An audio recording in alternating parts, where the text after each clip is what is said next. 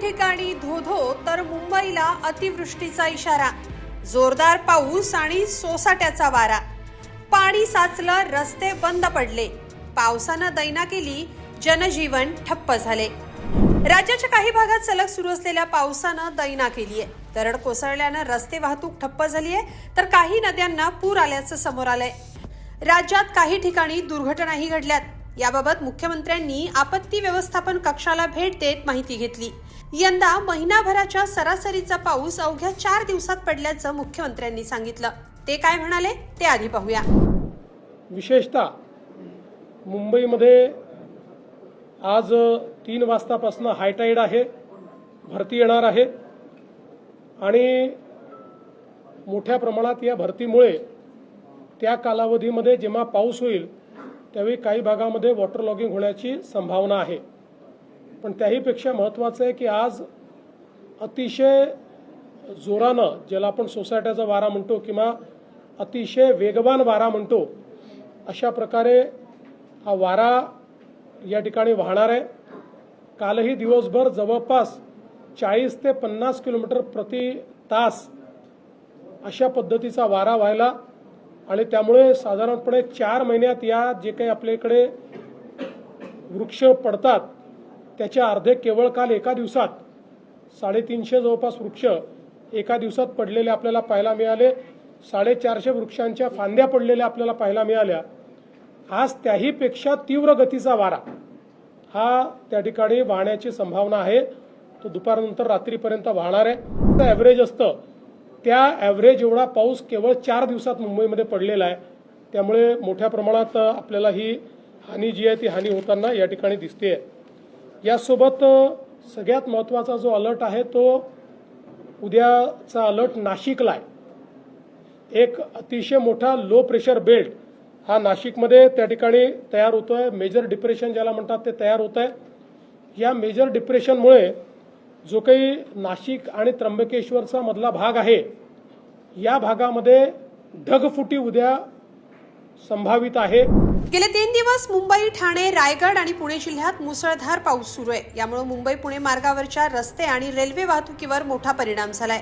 Missing link रोडवर तसंच जुन्या मुंबई पुणे महामार्गावर घाटात दरड कोसळल्यानं वाहतूक विस्कळीत झाली आहे। पुणे मुंबई तसंच मुंबई पुणे या दोन्ही दिशेची वाहतूक पुढच्या आदेशापर्यंत पूर्णपणे बंद करण्यात आली आहे। दरड हटवण्याचं काम सुरू असून गरज नसेल तर प्रवास टाळण्याचं आवाहन प्रशासनानं केलंय।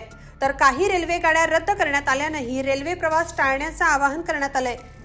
मुसळधार पावसानं कोल्हापूर जिल्ह्यातही थैमान घातलंय। पंचगंगा नदीच्या पाणी पातळीत झपाट्यानं वाढ झाल्यानं नदीचं पाणी पात्राबाहेर पडलंय। राजाराम बंधारा इथली पाणी पातळी 33 फुटांवर गेली आहे, तर जिल्ह्यातल्या 299 बंधाऱ्यांपैकी 48 बंधारे पाण्याखाली गेलेत। सध्या एनडीआरएफचं पथक कोल्हापूर जिल्ह्यात दाखल झालंय। 7 ते 10 जुलै दरम्यान कोल्हापूर जिल्ह्याला मुसळधार पावसाचा इशारा देण्यात आलाय। सांगली जिल्ह्यातही मुसळधार पाऊस सुरू आहे। यामुळे कृष्णा नदीच्या पाणी पातळीत झपाट्यानं वाढ होतीये। सांगलीत पूरसदृश्य परिस्थिती निर्माण झाल्यानं प्रशासनानं सतर्कतेचा इशारा दिलाय। जिल्ह्यातल्या वारणा नदीची पाणी पातळीही वाढल्यानं नदीचं पाणी पात्राबाहेर पडलंय। नदीकाठच्या शेतामध्ये मोठ्या प्रमाणात पाणी शिरलं असून पिकांचं मोठं नुकसान झालंय। अनेक शेतजमिनी पूर्णपणे पाण्याखाली गेल्याचं समोर आलंय, तर बंधारे पाण्याखाली गेल्यानं तिथली वाहतूक बंद करण्यात आली आहे। प्रशासनानं नदीकाठच्या नागरिकांना सतर्कतेचा इशारा दिलाय। सिंधुदुर्ग जिल्ह्यात सुरू असलेल्या मुसळधार पावसामुळे प्रमुख नद्यांच्या पाणी पातळीत वाढ होतीये। दक्षिण कोकण पाटबंधारे प्रकल्प मंडळाच्या ताज्या अहवालानुसार तिलारी, तेरेखोल, कर्ली, गड नदी आणि वाघोटण या नद्यांच्या पाणी पातळीत वाढ झाली आहे। हवामान विभागानं सिंधुदुर्ग जिल्ह्यासाठी ऑरेंज अलर्ट दिला असून मुसळधार ते अतिमुसळधार पावसाची शक्यता आहे। पुणे जिल्ह्यातही पावसाचा जोर कायम आहे। यामुळे इंद्रायणी नदीला मोठा पूर आलाय। आळंदी शहरात जाताना लागणारे नदीवरचे 4ही पूल पाण्याखाली गेलेत। सध्या वारीचे दिवस सुरू असल्यानं वारकरी आणि भाविकांचा आळंदीच्या दिशेनं प्रवास सुरू आहे। त्यांनी सुरक्षित ठिकाणी थांबावं असं आवाहन आळंदी देवस्थानकडून करण्यात आलंय। रायगड जिल्ह्यातल्या खालापूर तालुक्यात मुसळधार पाऊस सुरू आहे। यामुळे ठाणे नाव्हे गावाकडे जाणाऱ्या मुख्य मार्गावरच्या पुलावर पाण्याचा प्रचंड प्रवाह आहे। यामुळे गावाचा संपर्क पूर्णपणे तुटला असून ग्रामस्थांना मोठ्या अडचणीचा सामना करावा लागतोय। सतत सुरू असलेल्या पावसामुळे नदी नाल्यांना पूर आलाय, तसंच पुलाची संरचना वाहून गेल्यानं वाहतूक पूर्णपणे बंद झाली आहे। प्रशासनानं घटनास्थळी पाहणी सुरू केली आहे। कल्याण, डोंबिवली आणि टिटवाळा परिसरात मुसळधार पावसाचा जोर कायम आहे. यामुळे उल्हास नदीच्या पाणी पातळीत मोठी वाढ झाली आहे. उल्हास नदीनं इशारा पातळी ओलांडल्यानं कल्याण अहिल्यानगर महामार्गावर उल्हास नदीवरचा जुना रायता पूल वाहतुकीसाठी बंद करण्यात आलाय. पूल बंद झाल्यामुळे परिसरातील 5 गावांचा संपर्क बाधित झालाय. नागरिकांना मोठ्या गैरसोयींचा सामना करावा लागतोय.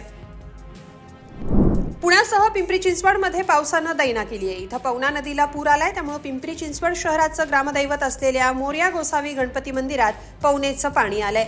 यामुळे मंदिराचा जवळपास 90% भाग पाण्याखाली गेलाय.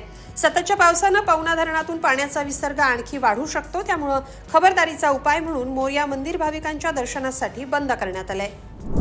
पुणे जिल्ह्यातल्या मावळ तालुक्यामध्येही मुसळधार पाऊस सुरू आहे. पावसाचं हे पाणी जुन्या पुणे मुंबई महामार्गावर मोठ्या प्रमाणात साचल्यानं वाहतुकीवर त्याचा परिणाम झालाय. एक्सप्रेस हायवेवर लोणावळ्याजवळ रस्त्यावर साचलेल्या पाण्यातून जाणाऱ्या गाड्या बंद पडल्याच्या घटना घडल्यात. मुंबई पाठोपाठ ठाणे जिल्ह्यासाठी हवामान विभागानं सलग 3ऱ्या दिवशी रेड अलर्ट जारी केलाय. ठाणे जिल्ह्यातल्या शहापूर तालुक्यात मुसळधार पाऊस सुरू आहे. सततच्या पावसामुळे वाशिंदीतल्या मुख्य बाजारपेठेत पाणी साचलंय. जुन्या मुंबई आग्रा महामार्गावरही पाणी आलंय. परिणामी वाहतूक विस्कळीत झाली आहे. तर भिवंडी परिसरात रात्रीपासूनच जोरदार पाऊस सुरू झालाय. यामुळे शहरासह ग्रामीण भागात अनेक रस्त्यावर मोठ्या प्रमाणात पाणी साचून जनजीवन विस्कळीत झालंय. भिवंडी पारोळ मार्गावर कांबे तळवली हद्दीत गुडघाभर पाणी साचलंय. यामुळे अनेक गावांचा भिवंडी शहराशी संपर्क तुटलाय. नोकरदार वर्गासह व्यापाऱ्यांना यामुळे आर्थिक नुकसान सहन करावं लागणार आहे. दरम्यान राज्यात काही ठिकाणी पावसानं रौद्र रूप दाखवलं असलं तरी असे अनेक जिल्हे आहेत जिथं पावसानं अजून हजेरी लावली नाहीये. त्यामुळे तिथले शेतकरी पावसाच्या प्रतीक्षेत आहेत. तुमच्या भागात नेमकं काय चित्र आहे कमेंटमध्ये नक्की लिहा आणि लोकमत.com ला सबस्क्राईब करा. धन्यवाद.